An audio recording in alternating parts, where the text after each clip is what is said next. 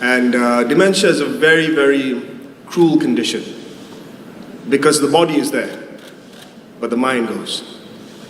So for family members, caregivers, it is the most cruel experience because you see them there, but they're not there.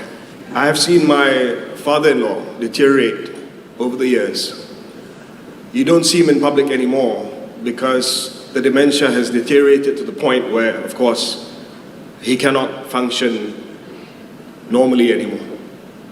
He does not remember my name. He does not remember my wife's name. The only reason I know that he recognizes me is because there's a flicker in his eye when I come and visit him.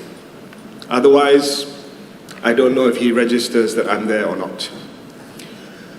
Now, for us, of course, the management of his care is challenging. I see how my mother-in-law, Auntie Jean, she struggles because dementia is not just the patient, but crucially it's the caregiver. And it's very, very difficult on the caregiver. And now, it's to the extent where he's wheelchair bound. And there are good days, but increasingly there are more bad days, and you know this as well. أستغفر الله العظيم أستغفر الله العظيم أستغفر الله العظيم الذي لا إله إلا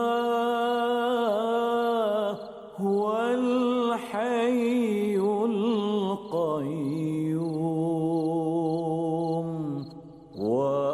وأتوب إليك أستغفر الله العظيم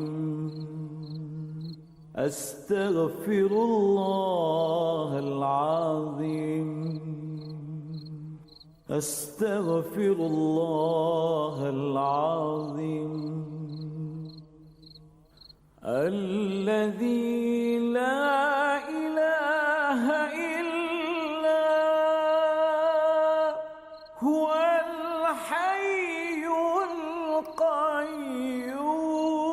القيوم وأتوب إليك أستغفر الله العظيم.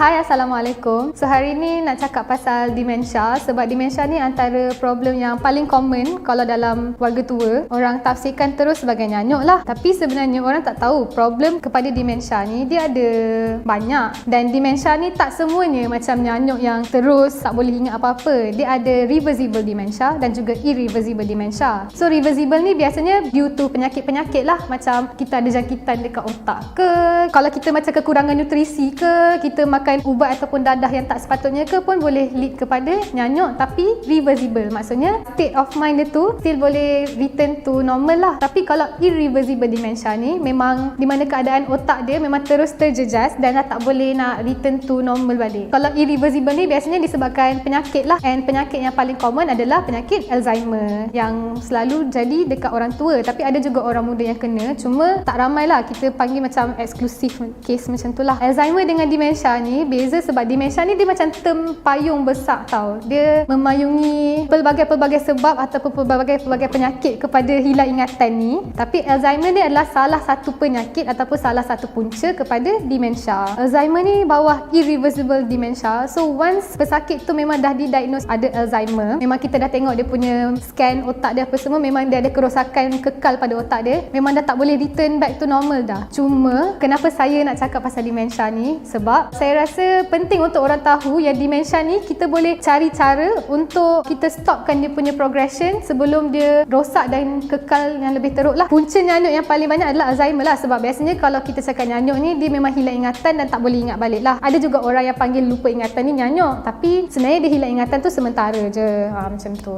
Contoh irreversible biasanya memang doktor biasanya akan cari punca lah. Maksudnya macam kalau doktor dapat tahu yang punca dia adalah sebab kekurangan nutrisi dalam badan, dia akan tulis lah kat situ dementia disebabkan kekurangan nutrisi dalam badan. Tak ada spesifik nama macam penyakit Alzheimer, sebab Alzheimer ni adalah satu penyakit, dementia ni satu kondisi lah orang panggil. Concussion dia hentakan pada kepala, so concussion boleh jadi salah satu sebab dementia, tapi tengok juga dia punya keadaan otak dia macam mana. Kalau concussion tu tak merosakkan mana-mana bahagian dekat otak secara kekal, dia jadi reversible lah. Tapi let's say kalau ada bahagian dekat otak dia yang rosak, especially frontal lobe dia akan terus jadi irreversible dementia due to trauma, macam tu lah. Okay, age group yang selalu kena dementia ni kita klasifikasikan semua warga tua adalah berisiko tinggi atau berpotensi tinggi untuk kena dementia. So warga tua kalau definisi dia dalam Malaysia 60 tahun ke atas. Tapi adalah orang yang kena Alzheimer pada usia muda, cuma benda tu bukan satu benda yang normal lah. Biasanya disebabkan genetik dia memang dah ada genetik Alzheimer, sebab tu dia boleh kena Alzheimer pada usia yang muda.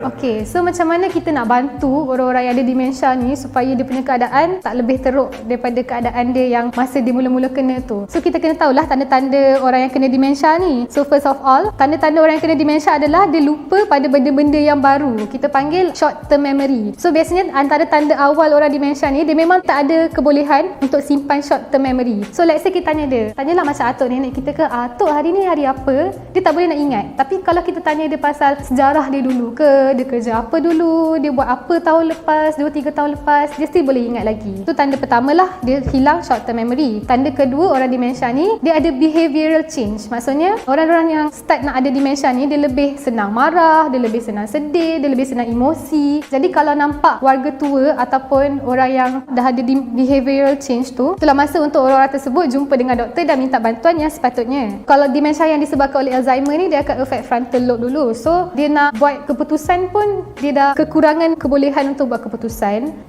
kekurangan kebolehan untuk mengawal emosi dia juga. So sebab tu orang yang ada Alzheimer yang menyebabkan dementia ni, dia boleh rasa macam nak marah, senang emosi. Antara tanda lain yang orang tu mungkin ada dementia adalah semua medic student ada dementia, especially bila masuk exam, buka je exam paper dementia terus. Dia tak boleh nak melaksanakan simple matematik, sebab antara screening yang kita buat untuk dementia ni, kita memang suruh dia kira simple maths. So kalau simple maths pun dia dah tak boleh nak buat, tu adalah tanda memang dia perlukan bantuan lah untuk jumpa dengan doktor yang sepatutnya untuk merawat dementia tersebut. Pada peringkat yang awal, kerosakan pada otak tu dia belum menyeluruh lagi, sebab kerosakan tu dia bukannya sekali kena macam terus rosak macam tu, tak. Dia akan rosak progressively. Dia akan start dengan frontal lobe dulu, lama-lama dia akan boleh merebak ke seluruh otak kita. So apa pentingnya jumpa doktor awal? Doktor boleh prescribe ubat untuk dementia dengan lebih awal supaya keadaan otak tu kita boleh preserve. So orang tu still lagi boleh retain function dia yang dia still ada dekat dia lagi. Ubat yang untuk dementia ni, function dia adalah untuk meningkatkan neurotransmitter di dalam otak kita supaya bahagian otak yang belum terjejas tu still boleh bekerja seperti biasa. So secara teorinya apa yang berlaku dekat otak tu, dia punya reseptor tu tak sensitive to neurotransmitter, so dia akan stop receiving information. So bila dia stop receiving information, bahagian otak tu dah tak berfungsi. So bila dah tak berfungsi, dia akan jadi mengecut lah. Jadi disebabkan tu, kalau kita tengok MRI brain, normal brain dengan Alzheimer's punya brain ni dia kecut. Dia nampak lah, dia punya lekuk-lekuk tu macam lebih besar daripada normal brain yang besar, yang macam biasa. Pencegahan untuk kita elakkan dapat Alzheimer's adalah dengan keep your brain working lah. Sekarang ni kita tak rasa lagi sebab kita still muda lagi. Kita memang gunakan kita punya otak untuk berfikir hari-hari, kita drive hari-hari, kita belajar hari-hari, kerja hari-hari. Tapi masalah ni akan lebih cepat once someone tu dah retire tau. Sebab bila dah retire, setengah orang tu dia tak tahu nak buat apa. So dia mulalah tak menggunakan otak dia dengan optimum, sama macam masa dia muda, masa dia kerja dulu. Jadi macam mana kita nak elak Alzheimer ataupun dementia ni, kita kena optimumkanlah balik. Kita kena buat aktiviti macam kita kena mesti baca banyak, buat brain teaser ke, quiz-quiz brain teaser tu pun boleh merangsang aktiviti otak kita and mengelakkan Alzheimer ataupun dementia. Sebab itulah Tun Mahathir umur 93 tahun pun still boleh jadi Perdana Menteri and still boleh buat keputusan-keputusan besar untuk negara kita sebab dia rajin membaca. So dia memang sentiasa stimulate otak dia untuk bekerja, and sebab tu dia still lagi boleh retain dia punya otak dia punya function daripada muda sampai tua. أستغفر الله العظيم أستغفر الله العظيم أستغفر الله العظيم الذي لا إله